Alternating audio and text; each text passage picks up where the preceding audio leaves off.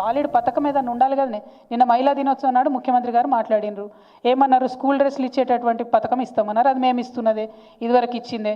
మేము 50 రూపాయలు ఇస్తుంటిమి, ఆయన దాన్ని 75 రూపాయలు చేస్తా అన్నారు. కానీ మేము 50 రూపాయలు 2 సార్లు ఇచ్చేది, ఆయన 75 రూపాయలు ఒకటేసారి ఇస్తా అన్నాడు. అంటే కోసింది తప్పితే పెంచింది ఏం లేదు. ఏ పథకం తీసుకున్నా కేసీఆర్ గారి పథకంలో కోతలు పెట్టడం తప్పితే ఆయన చేస్తున్నటువంటిది ఏమీ లేదు. కొత్త పథకం లేదు.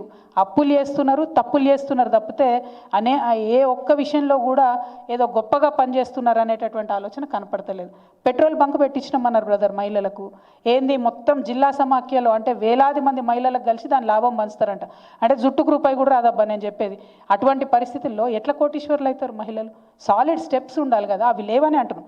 మేము కూడా ఏమంటున్నాం, 15 నెలల్లో వచ్చిన ప్రభుత్వం మా మీద అప్పుడే అభాండాలు వేస్తున్నారా అని ముఖ్యమంత్రి గారు బాధపడుతున్నారు. కరెక్టే, 15 నెలలు.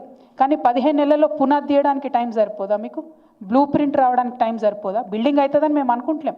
అట్లీస్ట్ ఒక ఫౌండేషన్, ఒక కరెక్ట్ తొవ్వలో పోతున్నారు మీరు అనుకుంటే విమర్శ చేయాల్సిన అవసరం మాకేముంది? పునాదాన్ని వేయాలి కదా, ఆ పునాది వేయలేదన్నది మా బాధ.